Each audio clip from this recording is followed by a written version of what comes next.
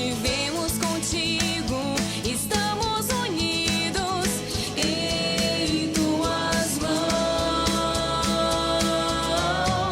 em tuas mãos. Olá, bom dia, meu irmão e minha irmã. Começando agora mais uma edição do programa Em Tuas Mãos, aqui na TV Meio Norte, neste segundo domingo da Quaresma, tempo em que somos chamados à conversão, a assumir com alegria os projetos de Deus para a nossa vida. Somos chamados também a ir ao encontro dos nossos irmãos e irmãs que mais precisam, para vivenciarmos de fato a verdadeira amizade social.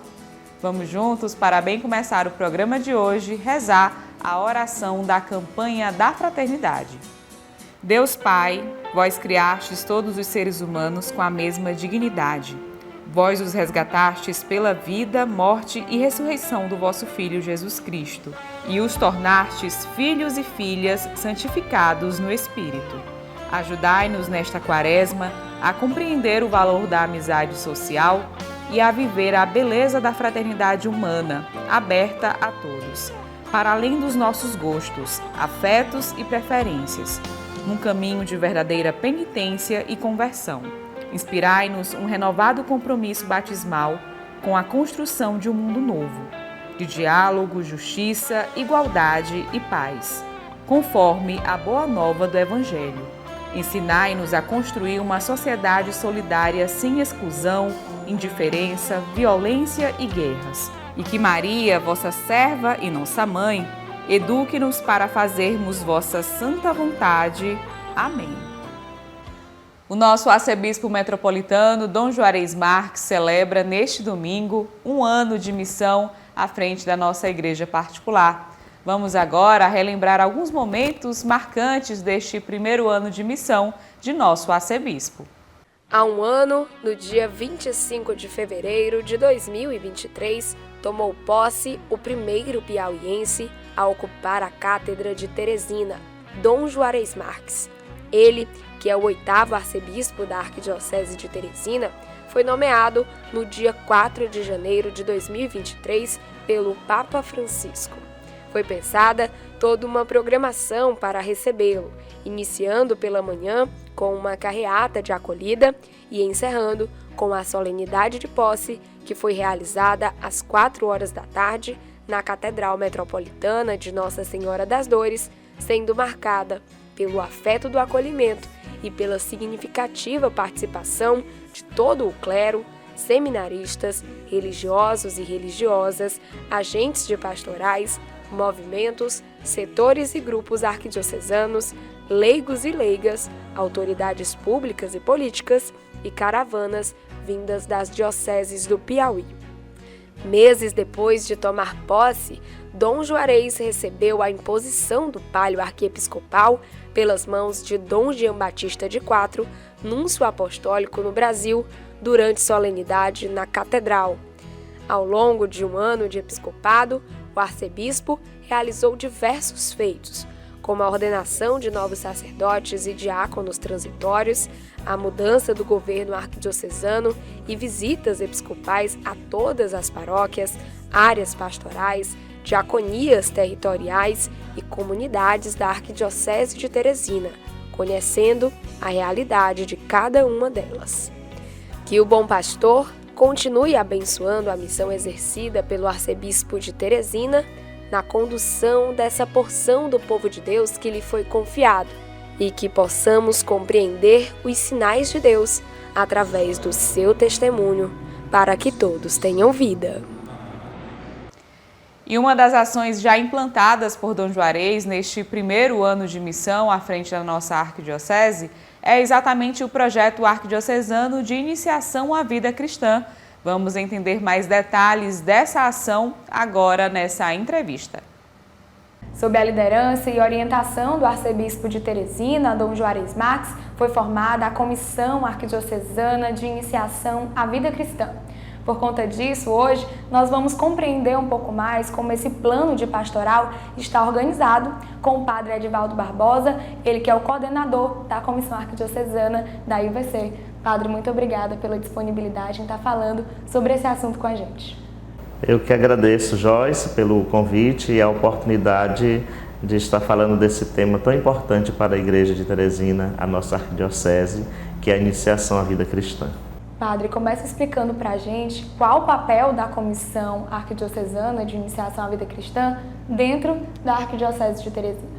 Bem, foi confiada a nós, da Comissão Arquidiocesana de Iniciação à Vida Cristã, o trabalho de ser um ponto de referência para animar as paróquias, os organismos pastorais da nossa arquidiocese, à luz do projeto de iniciação à vida cristã, que ao longo deste ano de 2024 está sendo trabalhado, elaborado, estudado e aprofundado pelas nossas paróquias, comunidades eclesiais, grupos pastorais, diaconias e áreas pastorais, com o intuito do ano que vem se produzir um projeto definitivo de pastoral para a Arquidiocese de Teresina. Então a comissão tem esse grande objetivo, digamos assim, de ser o ponto de onde parte as provocações para o projeto da iniciação à vida cristã na Arquidiocese. E quais são os principais objetivos e metas do plano de pastoral? Olha, o objetivo do plano de pastoral da Arquidiocese é aquilo que é o objetivo da Igreja no Brasil, a partir do documento 107, que tem como título o documento formar comunidades de discípulos missionários, né? Então, certamente nós temos vários objetivos específicos, mas o desejo na Arquidiocese de Teresina é que nossas comunidades, a partir desse estudo, desse aprofundamento e da prática do projeto de iniciação à vida cristã, nossas comunidades se tornem mais discípulas e mais missionárias. E não apenas uma pastoral de conservação, mas de fato uma pastoral que possa atrair as pessoas convictas da fé para um encontro pessoal com Jesus Cristo. E como a comissão planeja envolver os fiéis, a comunidade, nesse plano de pastoral? Graças a Deus, Joyce e caros telespectadores, nós já temos vários sinais de envolvimento, né, ao longo deste ano, através das assembleias paroquiais, agora no período de março a abril, as assembleias nas foranias, com o estudo do documento, que inclusive eu tenho ele em mãos, Dom Jarei chama o texto Mártire para a formação do projeto de pastoral da Arquidiocese, e esse texto Mártire está sendo estudado e a comissão recebendo as contribuições de todas as paróquias, áreas pastorais e diaconias, os grupos, as instâncias, organismos da Igreja de Teresina, para assim envolver todo mundo, né? Então a gente sente uma grande participação de toda a comunidade eclesial da nossa arquidiocese na elaboração desse projeto de iniciação à vida cristã para a arquidiocese. Padre, e qual modelo catequético adotar para que a catequese seja mais evangelizadora? Olha, o grande modelo inspirador é o modo de vida como viveram as primeiras comunidades cristãs, né? Exatamente promovendo naquela época dos discípulos, dos primeiros cristãos, o encontro pessoal com Cristo a partir da palavra de Deus. É por isso que o projeto coloca em pauta e coloca em evidência a palavra de Deus. Se diz que é uma evangelização que tem como centralidade o conhecimento de Cristo na palavra e a partir da palavra. Então, a nossa catequese, e aqui vale dizer que não só a catequese como nós costumamos conhecer, de primeira comunhão, de crisma, mas toda a ação pastoral da igreja ela é catequética. Então, sendo toda a ação pastoral catequética, todos nós, os grupos pastorais, devemos promover o modelo de catequese a partir do encontro com Cristo, iluminado pela sua palavra e no engajamento, no acolhimento dentro de nossas comunidades. E quando esse projeto de pastoral vai ser concluído aqui na Arquidiocese de Teresina e o que será realizado, né, após essa conclusão? É uma boa pergunta, porque, na verdade, Joyce, nós não vamos chegar à conclusão de todo o projeto. O que vai acontecer é que durante a nossa Assembleia Arquidiocesana de Pastoral, este ano, prevista para o mês de novembro, nós teremos toda a conclusão das contribuições das paróquias, foranias e vicariatos da Arquidiocese e vamos então, com esse projeto que temos em mãos, elaborar o nosso plano de pastoral para o arquidiocesano para os próximos anos. Então, o projeto ele se transformará certamente após a nossa Assembleia Arquidiocesana num plano de pastoral orgânico, dinâmico e de conjunto para toda a Arquidiocese de Teresina. Padre, gostaria então de agradecer mais uma vez a sua participação aqui no programa Em Tuas Mãos e que a gente consiga, realizar esse plano da melhor forma possível, que a gente obtenha sucesso. Então, muito obrigado pela oportunidade de falar desse projeto, dizer que a nossa comissão de IVC, a Comissão Arquidiocesana da Iniciação Cristã, está à disposição de toda a arquidiocese, de nossas pastorais, para qualquer esclarecimento, qualquer dúvida e também assessoria nos trabalhos e encontros pastorais da nossa arquidiocese. Agradeço muito e desejo a todos um bom trabalho. As atualizações da Arquidiocese de Teresina você pode acompanhar em nossas redes sociais. Nós estamos no Facebook e no Instagram. Aproveite e fique por dentro de tudo aquilo que acontece em nossa igreja particular. Vamos agora para um rápido intervalo e a seguir você confere o quadro Bons Conselhos. Em tuas mãos. Em tuas mãos.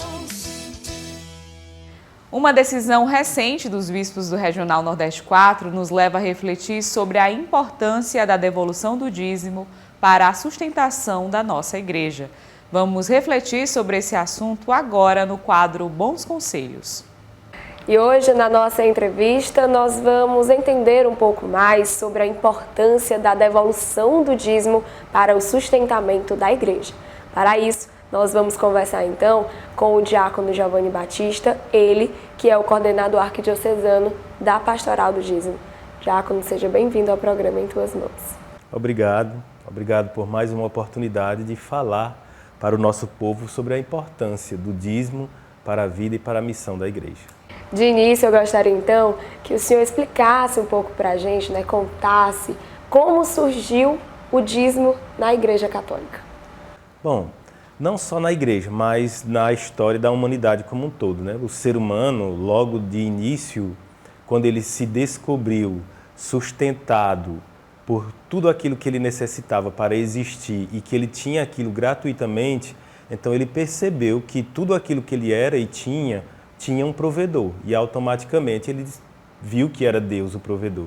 Então ele começou a ofertar a Deus um pouco do muito que ele recebia de Deus como fruto do seu trabalho. Então foi aí que a gente já vê lá no início o autor sagrado mostrando os filhos de Adão e Eva, Caim e Abel, ofertando alguma coisa do fruto do seu trabalho, da lavoura e dos rebanhos, como uma oferta a Deus, expressando assim a sua gratidão por tudo aquilo que Deus realizava para que eles pudessem subsistir. Aí é que o autor sagrado vai mostrar que até nessa dimensão de o ser humano reconhecer Deus como provedor de tudo, pode acontecer de fazermos isto a partir das disposições erradas.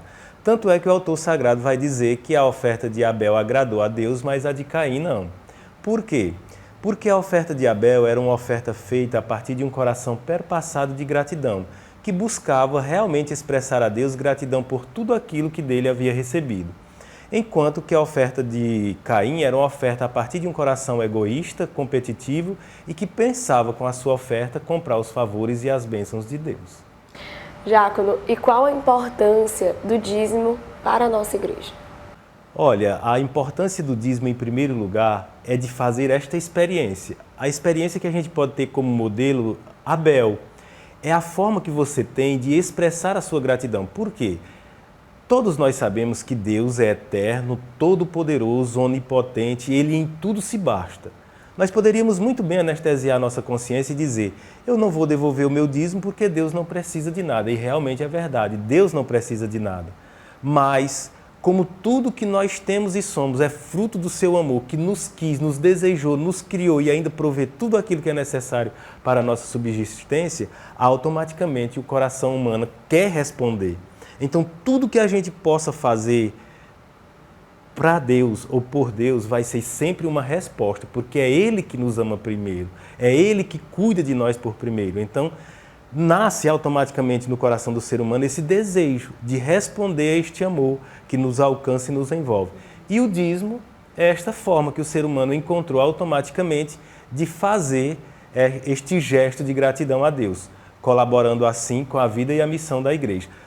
Tanto agora como ainda no Antigo Testamento, quando mesmo Deus não precisando de nada, mas Ele não nos desmonta nas nossas intenções e nos nossos propósitos, quando essa intenção e esse propósito é responder ao seu amor, porque todo gesto de amor é também uma busca de ser amado. Não é que Deus seja carente, mas tanto é que Ele colocou como primeiro mandamento amarmos a Ele acima de todas as coisas, né? Tendo Ele, o amor a Ele em primeiro lugar. Então, é mais do que justo e certo que a gente queira responder a este amor. Então, a principal importância do dízimo é o ser humano ter esta oportunidade de responder ao amor de Deus de uma forma generosa, devolvendo a Deus um pouco do muito que Ele nos dá. E como a devolução do dízimo está ligada diretamente ao sustento da igreja? Olha, aí a gente tem que fazer um pouco de história, né? No início, lá no Antigo Testamento, quando Deus deu sentido àquilo que o homem queria oferecer, Ele determinou: devolva integralmente os seus dízimos lá na casa sobre a qual habita o meu nome, para que lá não falte o necessário para o sustento do levita, hoje os nossos sacerdotes, os nossos ministros, que de alguma forma dedicam o seu tempo e até a sua vida inteira a serviço da evangelização. Para que não falte o necessário para o sustento do levita e nem para acudir às necessidades do órfão, da viúva e do peregrino que por ali passar. Lá em Malaquias, Deus faz até uma proposta ao homem: façam a experiência, devolvam os seus dízimos integralmente na casa sobre a qual habita o meu nome, e eu lhes mostrarei, se não vos darei muito mais do que necessitais. Eu abrirei para vós as comportas do céu, né? Então, aí Deus faz ao mesmo tempo um desafio e uma promessa, né? Que dará ao ser humano tudo aquilo que ele precisa e ainda muito mais, se ele, ser humano, tiver essa ousadia de devolver integralmente os dízimos na casa sobre a qual habita o seu nome. E quais são as principais dificuldades enfrentadas pela comunidade, né, atualmente nessa questão, né, da devolução do dízimo? Essas dificuldades, elas também não começam agora, ela tem todo um sentido histórico. Vejam só, nós herdamos ainda dos portugueses o sistema do padroado, em que existia aquela junção do Estado e da Igreja. Então, durante muito tempo, e até a promulgação da primeira Constituição Republicana, ainda existia o sistema do padroado aqui no Brasil, em que a Igreja recebia o dízimo através do Estado. Por quê? O Estado, ao cobrar os impostos, tinha junto com aquela carga tributária o dízimo. Então, todas as pessoas eram obrigadas, quando fossem pagar seus impostos, junto a entregar o dízimo. Não adiantava a pessoa dizer: eu vou só pagar os impostos e depois eu dou o dízimo. Não, era obrigado junto com os impostos e o dízimo. Então o Estado repassava uma parte daquele que era o arrecadado do dízimo para a igreja. E uma parte ficava como contrapartida pela logística que o Estado tinha utilizado para fazer a arrecadação. Nisso a igreja se mantinha. Quando veio a primeira Constituição, que foi promulgada em 1821, e rompeu-se o sistema do padroado, então a igreja não conseguiu convencer os fiéis a continuarem devolvendo o dízimo como devolvia através do Estado. Então, naquela época, a igreja passou por necessidades as mais primárias que se possa imaginar. Então, eles resolveram que deveriam cobrar por seus serviços religiosos, mas isso deveria ser uma situação de emergência que deveria durar no máximo 5 anos. Agora veja, de 1821 para cá, quanto tempo, né? Quanto tempo já se passaram e a igreja, infelizmente, ainda tem que lançar mão desses expedientes de cobrar algumas taxas, porque nós não temos ainda esta consciência do ser dizimista. E a chave e o segredo qual é? Evangelizar. Uma ação evangelizadora eficaz que leve as pessoas verdadeiramente a uma experiência com Jesus, para que possam se reconhecer igreja e corresponsável com essa missão de fazer Jesus conhecido, amado e seguido por toda a face da terra. E qual a principal finalidade do dízimo para a igreja e para o fiel católico? Olha, essa é uma finalidade que realmente ela se une, né?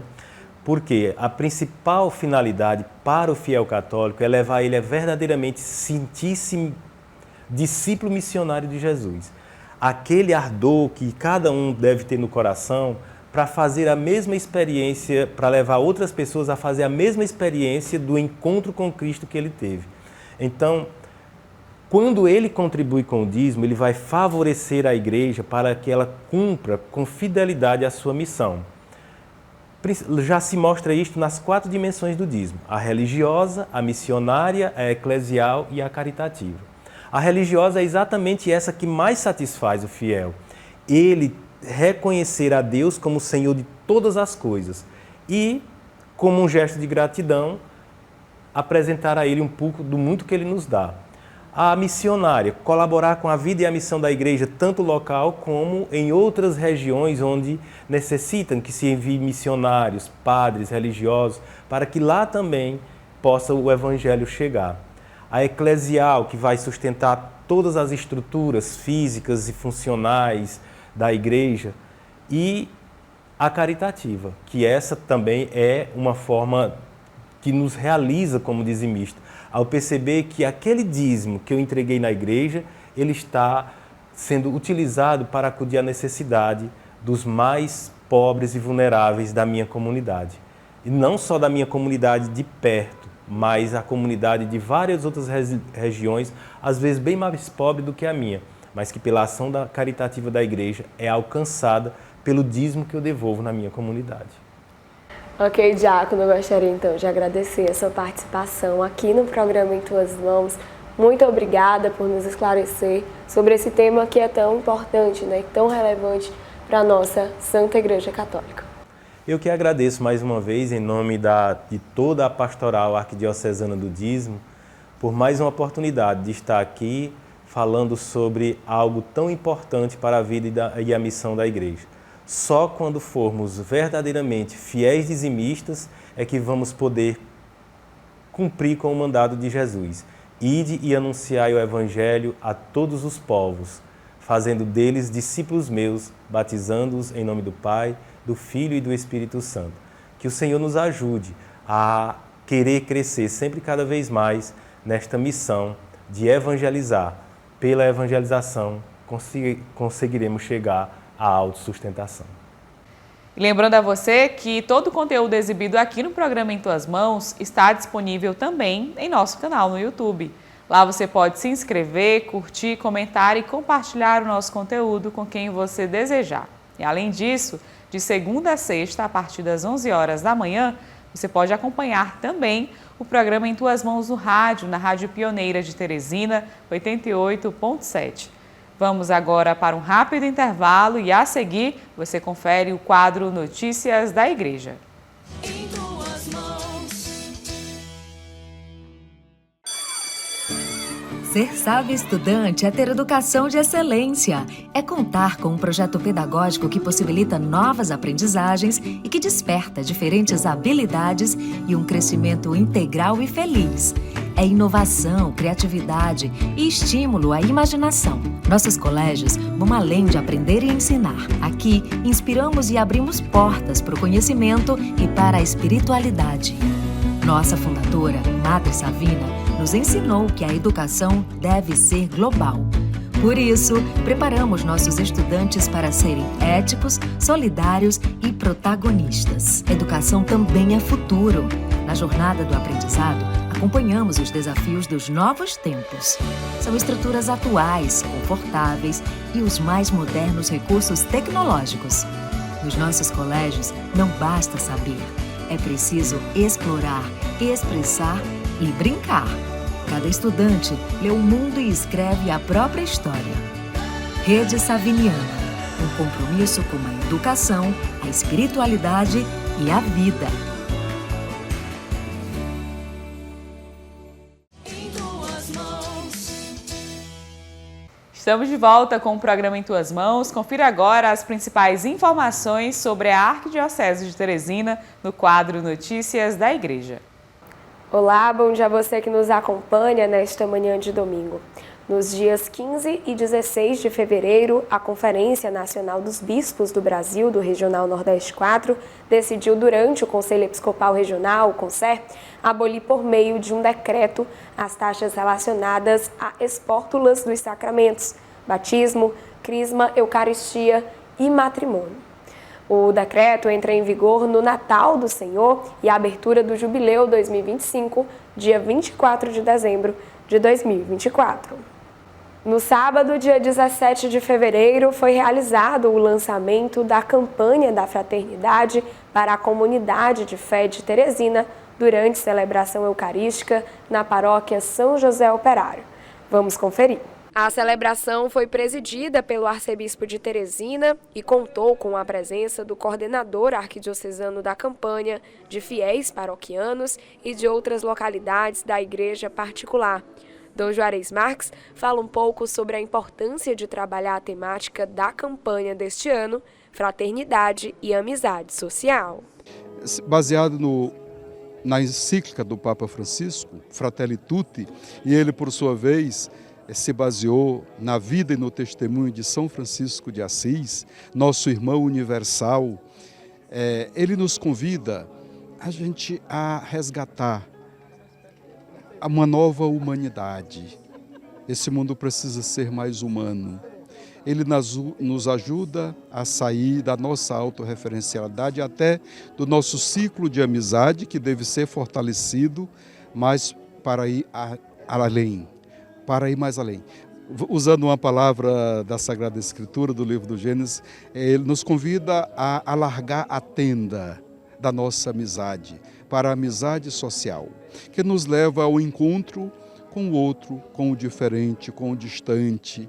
Nos convida a dialogar mesmo com aqueles que não são do nosso ciclo de amizade, aqueles que nos criticam, aqueles que não comungam da nossa mesa, mas são nossos irmãos. E isso é um convite ao diálogo, ao respeito e ao cuidado. O coordenador da campanha da Fraternidade na Arquidiocese de Teresina explica a relevância que tem os fiéis participarem desse momento do lançamento.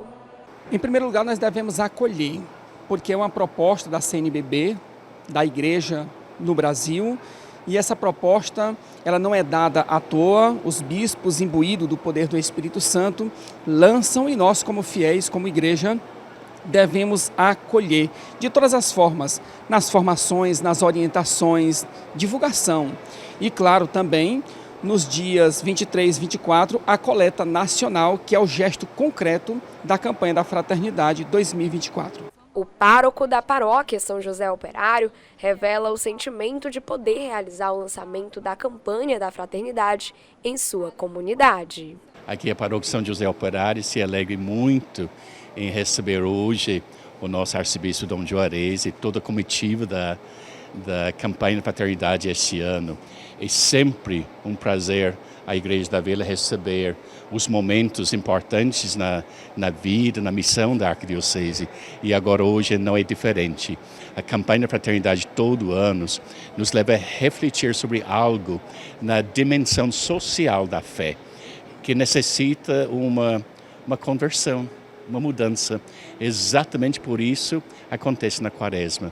O fiel paroquiano João Cordeiro faz parte da paróquia há 64 anos e atualmente ele serve em algumas pastorais. Ele participou do lançamento da campanha neste ano e relata como pretende colaborar com ela. Ajudar, por exemplo, dando a comunhão aos idosos, aos doentes, colaborando como faço aqui na igreja a cada semana, servindo na leitura, distribuindo a comunhão e também servindo aos amigos, fazendo jejum, dando um exemplo de que na Quaresma é tempo de penitência. Quem também conta como pretende atuar ao longo desses dias em que a campanha é realizada é a fiel Francisca.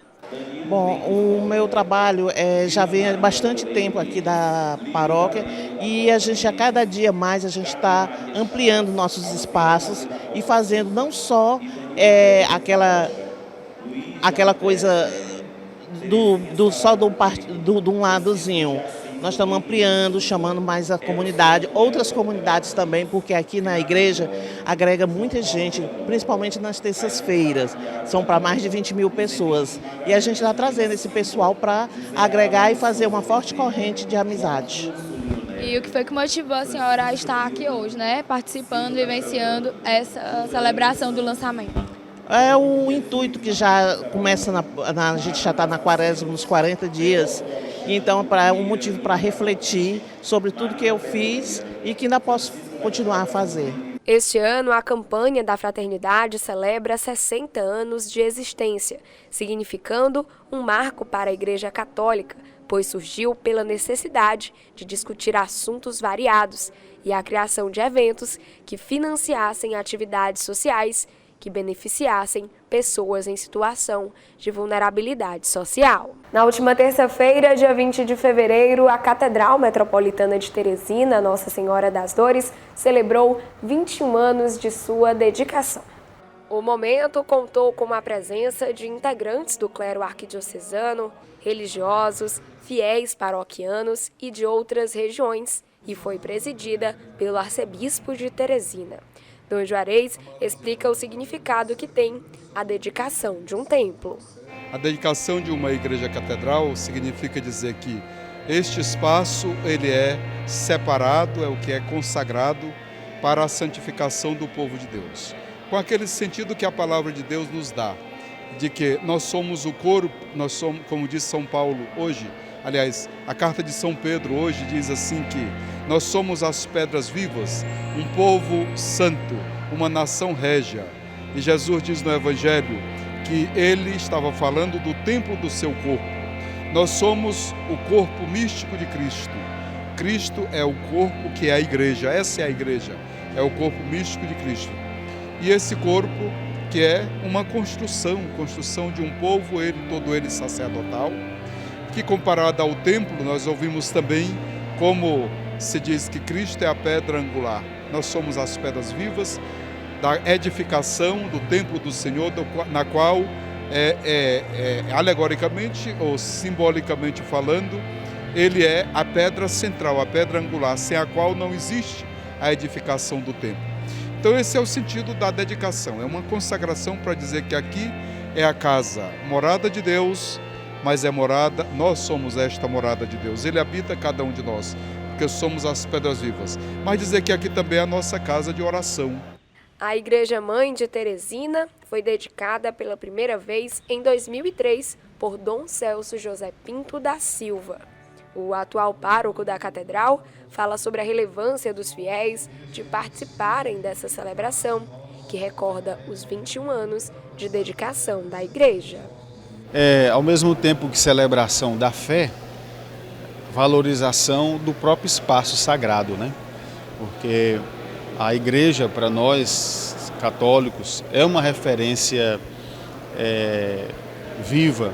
Claro que nós somos a igreja, nós somos templo do Espírito Santo, mas a igreja templo para nós simboliza muito. Quando a gente vai a uma cidade, em geral, o primeiro ou principal ponto turístico, né, que o pessoal apresenta é a sua igreja, a sua paróquia. Então, o templo tem esse significado, é o lugar de congregar, o lugar de unir, o lugar de celebrar, e tem o afeto, né, porque realmente aqui envolvido na construção do templo, pessoas, histórias, então tem o afeto. Por isso hoje os fiéis participam da celebração, porque se congregam neste espaço para uma experiência com Deus e valorizando o templo sagrado, que é também, entre muitos outros, um lugar de encontro com Deus. Na ocasião, também foi celebrado os 123 anos de criação da Diocese no Piauí, instituída no dia 20 de fevereiro de 1901 pelo Papa Leão XIII, abrangendo todas as paróquias do estado, tendo como sua catedral a Igreja de Nossa Senhora das Dores. E somente no ano de 1944 que o Papa Pio XII criou as dioceses de Oeiras e Parnaíba, a pedido do bispo Dom Severino, fazendo com que a Diocese do Piauí passasse a se chamar Diocese de Teresina, fortalecendo as bases da atuação evangelizadora da Igreja em nosso estado. Na noite da última terça-feira, dia 20 de fevereiro, o padre Tony Batista celebrou o seu jubileu de ouro durante Santa Missa na Igreja de São José, onde ele está atualmente como administrador paroquial. Se doar a Deus através do ministério sacerdotal é uma missão desafiadora, de entrega total a Ele e à comunidade de fé, onde se deve, todos os dias, dar o seu sim a essa vocação que o Senhor o confiou.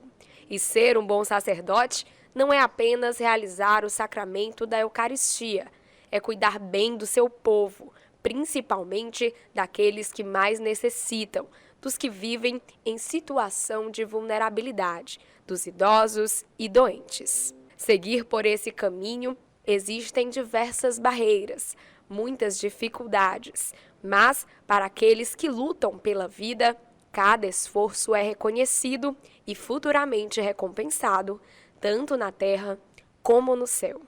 O padre Tony Batista completou no dia 20 de fevereiro 50 anos de sua ordenação sacerdotal. Foram 5 décadas de muitas histórias, de muitas conquistas e de grandes feitos pela comunidade teresinense, sempre com o olhar voltado aos mais carentes. O jubilando fala sobre o sentimento de celebrar esse dia. Um sentimento, ao mesmo tempo, de júbilo e também um certo medo. O júbilo porque, de fato, é expressão da misericórdia divina. Há poucos dias eu era o padre mais novo da arquidiocese e eu não vi o tempo andar. E o tempo andou e eu andei com o tempo, né? E hoje, 50 anos. Eu me lembro como se fosse agora. Era dia 20 de fevereiro, era uma quarta-feira, e eu entrando na catedral com o bispo da época, que era Dom José Freire Falcão. Ali eu fui ordenado. 50 anos se passaram. E agora, o medo também é como acontece tudo isso sem merecimento da gente. O que Deus está falando? O que Ele está querendo dizer? Qual o significado de se chegar a 50 anos de sacerdócio com o mesmo zelo, com o mesmo amor, com a mesma vontade, com o mesmo sim? Então, é uma perplexidade ao mesmo tempo, mas uma alegria muito grande. Agora, é uma alegria serena, você sabia? É uma alegria sem angústia, é uma alegria sem tensão. Estou tão sereno como se eu estivesse esperando a missa de 10 horas de domingo. Sereno do mesmo jeito. Idealizador da Ação Social Arquidiocesana, ASA, que foi e continua sendo responsável pela prestação de importantes serviços à comunidade, ele revela quais foram as principais lições que pôde aprender ao longo desses anos de missão. Olha, a grande lição e a maior lição é meu tema predileto, é que Deus é misericordioso. E se Ele é misericordioso, eu sou sacerdote deste Deus misericordioso, eu preciso ter misericórdia dos outros. É a grande lição. O mundo é salvo pela misericórdia, sem dúvida nenhuma. Ao ser perguntado sobre o legado que deseja deixar, ele responde sem dúvidas. Eu não pretendo deixar nenhum legado, né? Se ficou alguma coisa, seja para a glória de Deus. Mas realmente, olha, tem uma expressão na Bíblia muito bonita. Eu fiz, mas eu sou um servo inútil, só fiz o que era para fazer. Então, se é legado, não sei. Desde muito novo, ele já sabia qual era o chamado de Deus para a sua vida. Seu irmão Benedito Batista, que testemunhou seus primeiros passos rumo ao sacerdócio, relembra um pouco dessa época. Foi uma estrela que brilhou nele bastante jovem, Deus já dando o indicativo que ele seria um sacerdote.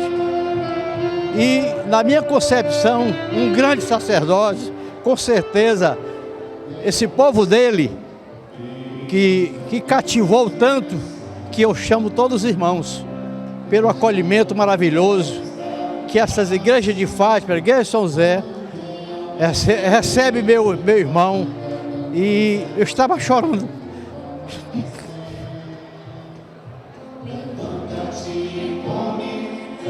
É bonito, é lindo, só tenho a agradecer a Deus. O seu sobrinho Expedito, que sempre teve o padre Tony como um exemplo de cristão a ser seguido, revela o sentimento de poder celebrar esse momento. É muita alegria para toda a família, né? Nós comemoramos com muita alegria, ainda mais que ele é uma pessoa sempre Ele não está no nosso dia a dia, mas está sempre com um olhar sobre nós. É como se sempre estivesse presente, mesmo distante, ele está sempre presente. Foi me esperando nele, seguindo a palavra de Jesus, né, através da homilia dele, que sempre me inspirou a estar na igreja. Durante sua permanência no seminário, o padre Tony foi um grande incentivador para aqueles que também compartilhavam do sonho de se tornarem sacerdotes. O padre Ladislau relembra um pouco como foi a convivência com o jubilando na casa de formação. Nós entramos no seminário dia 8 de março de 1965, nós dois, não é? A experiência com o Tony foi uma experiência muito marcante, não é? Porque o Tony era sempre um líder do seminário, era aquele jovem animado, cheio de vida, cheio de planos, não é? Muito criativo. E ele criou esse espaço no meio dos colegas de tal maneira que a gente, no seminário, considerava o Tony como uma espécie de irmão, realmente aquele irmão que animava mais, que dava tônica em tudo, não é? A vida era muito alegre com o presidente do Tony, tanto como jovem, não é? Naquele tempo ele era bem jovem, mesmo assim hoje em dia ele tem um coração jovem, não é? O Tony continua irradiando muita vida. E é uma pessoa de um testemunho muito forte, né? Um testemunho profético, no empenho pela nova sociedade, no empenho pelo reino de Deus, no empenho pela vida, no zelo pelas coisas de Deus. Então o Tony, ele sempre foi essa pessoa, ele não mudou muito assim. Na época de sua ordenação sacerdotal, que foi presidida pelo bispo Dom Freire Falcão, estiveram presentes familiares, padres, amigos, seminaristas, bispos de outras dioceses e fiéis. Dom Alfredo Schaffler, que atualmente está como bispo emérito de Parnaíba, também marcou presença. Hoje, após 50 anos, o bispo também pôde vivenciar a solenidade do Jubileu de Ouro do Padre Tony. Ele fala sobre o sentimento de testemunhar esse marco. Para mim é um momento de muita alegria que nós nos encontramos aqui no antigo seminário. Depois nós estudávamos juntos em Roma e quando ele foi ordenado pelo Dom Falcão, eu vinha lá de Picos, numa viagem naquele tempo de 8 horas na estrada de terra, numa Toyota Bandeirante, para poder participar da ordenação. A ordenação naquele tempo, os padres, as vocações eram muito reduzidos. Então era um momento mais significativo para a igreja quando um jovem abraçou a vida sacerdotal. Eu mesmo fui ordenado em Oeiras, em 68. Mas a festa do Tony, nós nos reunimos todos e ficamos muito felizes que inicialmente ele iniciou o seu ministério sacerdotal na catedral e depois veio aqui para Fátima e todos nós conhecemos a grande obra de evangelização que ele desenvolveu e a paixão que ele tem pela arquidiocese, pelos padres, pela igreja, e o tanto bem que ele fez a tantas pessoas que ele formou. Construir igrejas, isso até não é tão difícil, mas encher com espírito cristão, isso é mais difícil, e ele conseguiu isso. Ao longo desses anos, o sacerdote criou muitos laços de amizade, pessoas que, assim como ele, tinham o desejo de transformar a comunidade teresinense. A Dona Teresa, sua amiga há mais de 40 anos, conta como é vivenciar esse dia em que ele comemora seus 50 anos como sacerdote.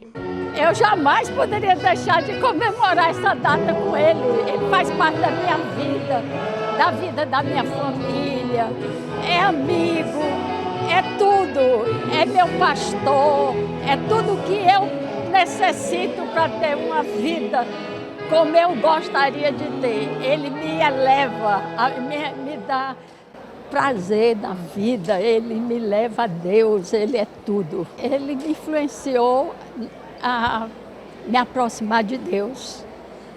Quando eu cheguei aqui em Teresina, casada, fiz o encontro de Fátima e comecei a me aproximar. E ele quem me trouxe aos poucos, não só eu, minha família toda. Então, ele faz parte da minha caminhada para Deus. Então, ele é tudo. Natural da cidade de São Pedro do Piauí, o Padre Tony foi o idealizador da Caminhada da Fraternidade, que este ano chega à sua 29ª edição. Ele também esteve como vigário-geral da Arquidiocese durante 14 anos e atualmente está como vigário episcopal para a ação sociotransformadora. Que o Senhor permaneça guiando os passos do jubilando, para que ele continue realizando grandes feitos e transformando a vida daqueles que mais precisam. E essas foram as notícias da Arquidiocese de Teresina desta semana para você. E para mais informações, você pode acessar o nosso site arquidiocesedeteresina.org.br. Vamos para um rápido intervalo e a seguir você confere o quadro Dicas da Fé. Em tuas mãos. Em tuas mãos. Confira agora a nossa dica de leitura para este domingo no quadro Dicas da Fé, que é um oferecimento da livraria Nova Aliança. Venha conhecer as novas instalações da Livraria Nova Aliança, que está com a estrutura renovada para te receber. Aqui você encontra livros, imagens, artigos religiosos, arte sacra, objetos litúrgicos e muito mais. Localizada na Rua Olavo Bilac, 1259, no centro, telefone 3221-6793.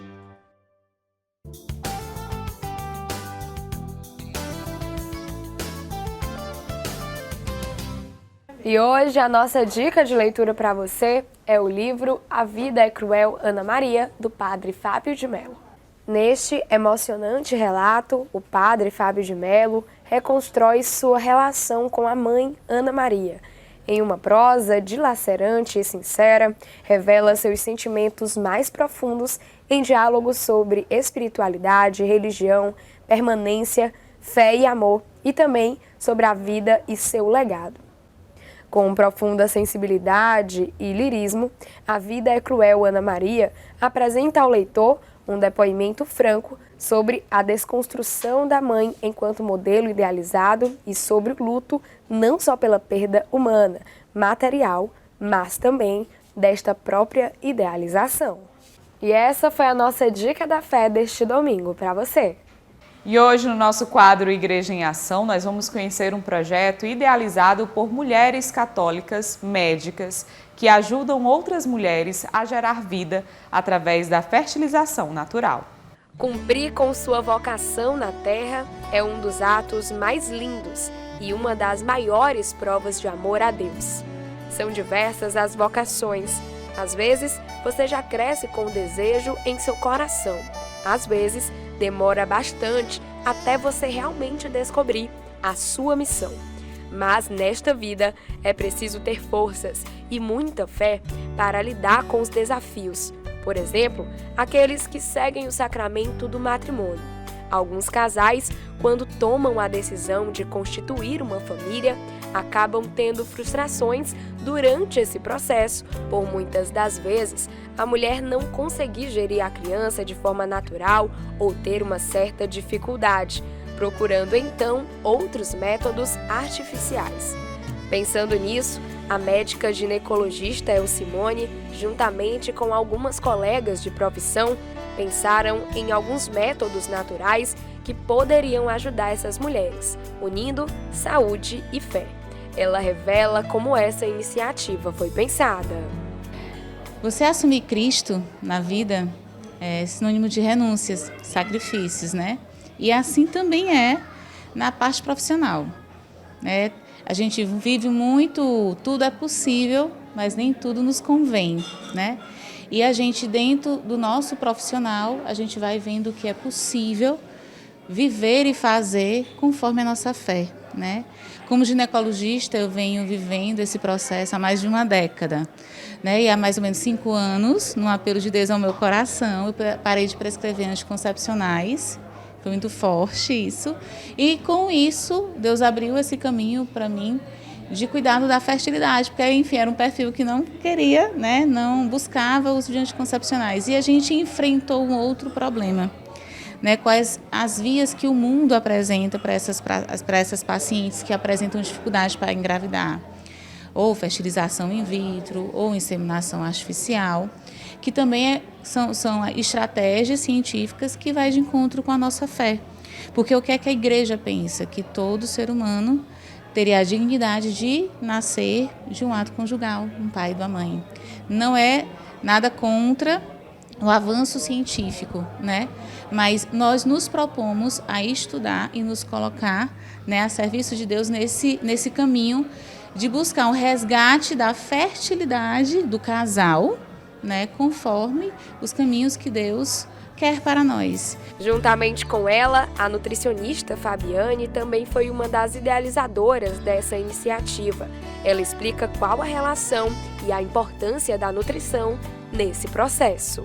Às vezes as pessoas se questionam, né? Onde é que entra a nutrição nessa parte ginecológica? Então, assim, eu como nutricionista funcional, nós trabalhamos diretamente com uma alimentação que não existe um segredo, mas ela volta ao natural. É uma alimentação que ela prima mesmo pelo conteúdo anti-inflamatório, né? Então, assim, a gente volta àquela alimentação mais comida de verdade, retiramos mais aqueles industrializados, favorecemos o consumo de frutas, legumes. E existe um campo que cresceu muito nesse período, que é justamente o da fertilidade na nutrição, porque a nutrição ela consegue abranger a redução dos disruptores endócrinos, que é um dos principais vilões associados à infertilidade, né?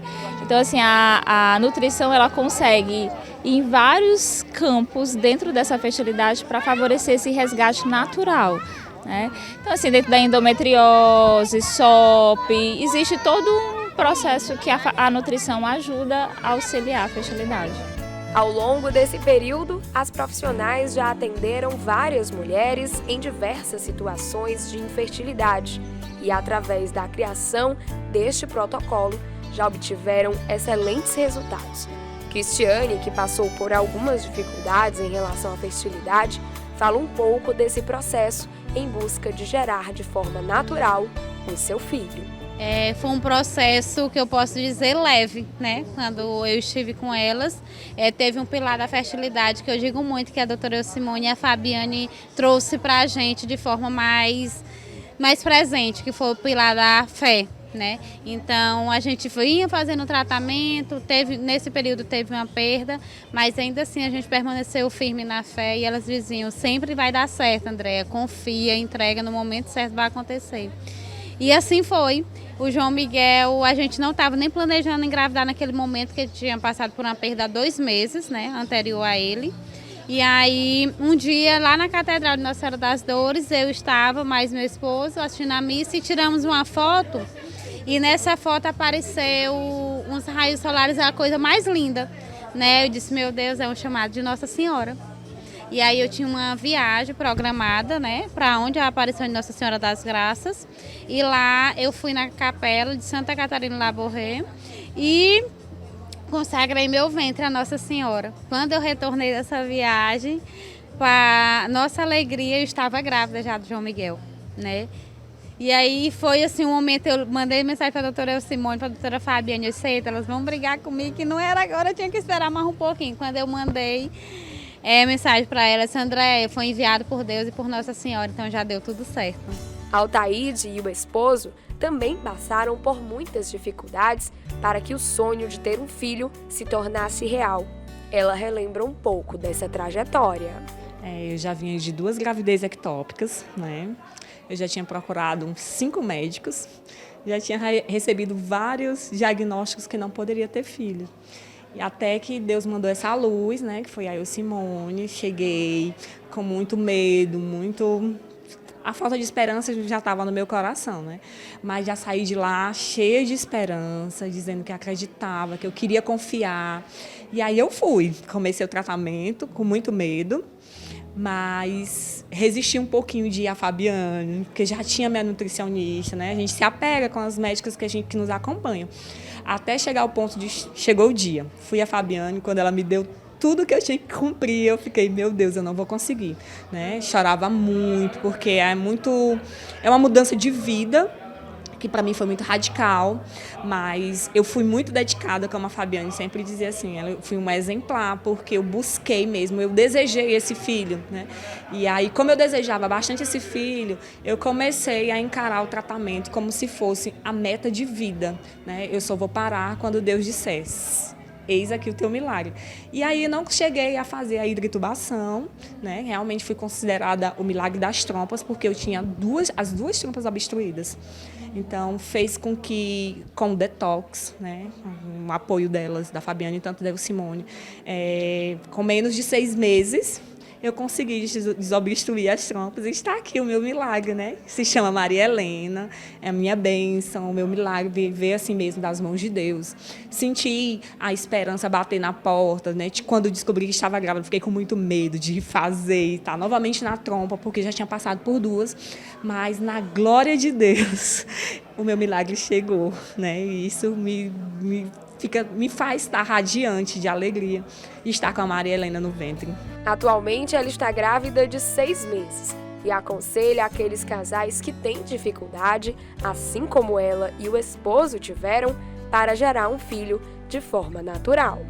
Não desisti, né? Eu era uma tentante de 2020 a 2023, né? E eu não só tentava, né? A partir de quando eu conheci a Simone, eu perseverei, né? Eu me tornei perseverante nos objetivos que eu tinha. Então, persevere, busque, confie em Deus, né? Porque eu tenho certeza que Deus ele me deu todo aquele alicerce de chegar até esse milagre. Eu busquei o milagre, né? Eu tive os anjos, como eu chamo a Simone e a Fabiane, mas eu fiz a minha parte, porque às vezes a gente só espera um milagre, a gente não busca. E eu busquei, né, com as 2 profissionais que Deus enviou para mim, né, para a minha vida, para a vida da minha família, e perseverei. Não seja só apenas uma tentante, seja uma perseverante.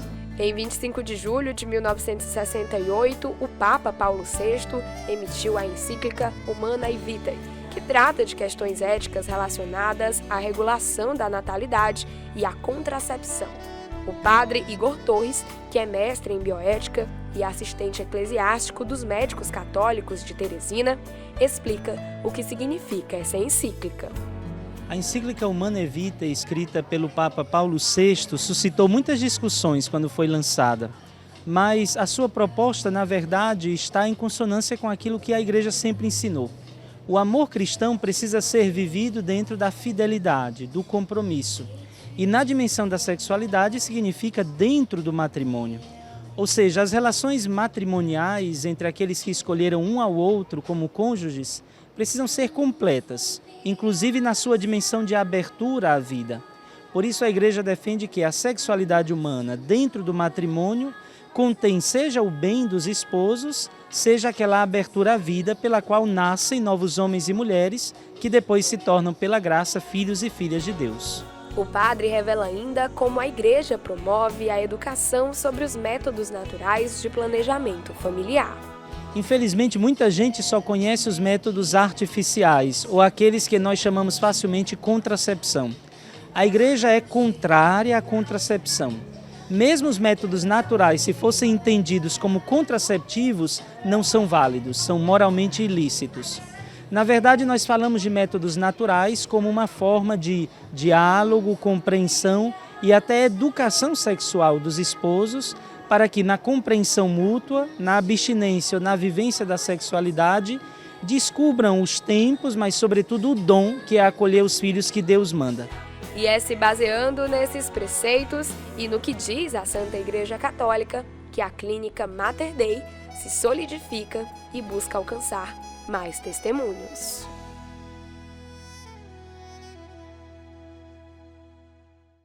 E confira agora a mensagem de nosso arcebispo Dom Juarez Marques no quadro Palavra do Pastor para este domingo.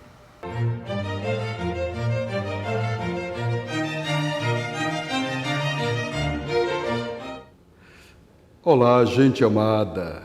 neste dia do Senhor, vem até você, trazendo uma palavra de fé e de vida. O Senhor esteja convosco, Ele está no meio de nós. Proclamação do Evangelho de Jesus Cristo, segundo Marcos. Glória a vós, Senhor. Jesus tomou consigo Pedro, Tiago e João e os levou sozinhos a um lugar à parte, sobre uma alta montanha, e transfigurou-se diante deles. Suas roupas ficaram brilhantes e tão brancas como nenhuma lavadeira sobre a terra poderia alvejar. Apareceram-lhe Elias e Moisés, e estavam conversando com Jesus. Então Pedro tomou a palavra e disse a Jesus: Mestre, é bom ficarmos aqui. Vamos fazer 3 tendas, uma para ti, outra para Moisés e outra para Elias. Pedro não sabia o que dizer, pois estavam todos com muito medo. Então desceu uma nuvem e os encobriu com sua sombra, e da nuvem saiu uma voz: Este é o meu filho amado, escutai o que ele diz. E de repente, olhando em volta, não viram mais ninguém, a não ser somente Jesus com eles. Palavra da salvação. Glória a vós, Senhor. Este é o segundo domingo da Quaresma. Proclamamos o Evangelho da transfiguração do Senhor. Jesus se transfigura no caminho da cruz, para dizer a todos nós, discípulos de ontem e de hoje, que antes da luz da ressurreição, da glória da Páscoa, haverá a noite da tristeza, do sofrimento, mas jamais sem a presença confortadora, iluminadora do Senhor. O Senhor é a nossa força. Podemos ver que Jesus transfigurado aparece com as vestes resplandecentes de luz, aqui no Evangelho de Lucas. Em Mateus e Marcos, é o rosto de Jesus que é transfigurado e fica resplandecente. Tudo isso para dizer que Jesus é o Filho de Deus, que Ele é a pessoa divina, que Jesus pertence ao mundo divino como Filho de Deus, segunda pessoa da Santíssima Trindade. Sua luz, sua roupa e também o seu rosto ficam resplandecentes, assim como o rosto de Moisés lá na montanha. Interessante que aqui aparecem Moisés e Elias, a lei e os profetas. No Antigo Testamento, Jesus é a síntese, é a realização do Primeiro Testamento. Nele se realizam todas as profecias do Primeiro Testamento. E aqui, neste caminho, o caminho da cruz, que ele mostra essa grande realidade. O terceiro aspecto, ainda podemos dizer, aquilo que diz a voz da nuvem, a voz divina: Este é o meu Filho amado, escutai o que ele diz. Jesus é o Filho de Deus. Tudo isso ele tem para dizer para todos nós hoje. Quem é Jesus para você? Quem é Jesus para mim? Ele é o Filho de Deus. Nele devemos acreditar. A ele nós devemos escutar. Mas é preciso fazermos com ele o caminho da cruz. O tempo da Quaresma é nossa grande caminhada para a Páscoa do Senhor. Mas a Páscoa passa sempre pela experiência da cruz. Os discípulos ainda não entendiam o que queria dizer a ressurreição do Senhor. Por quê? Porque estão a caminho. Nós estamos a caminho. Precisamos fazer a nossa caminhada quaresmal para entender que Jesus é o Filho de Deus, para participar com Ele da sua glória. Que o Senhor nos abençoe, nos guarde, nos livre de todo mal e nos conduza à vida eterna. Amém. Um bom domingo para você, meu irmão, e uma semana muito abençoada. E o programa Em Tuas Mãos deste domingo vai ficando por aqui. Peçamos ao Senhor a graça de seguirmos firmes e obedientes aos seus ensinamentos para termos vida plena e em abundância. A você eu desejo uma excelente semana e até o próximo domingo.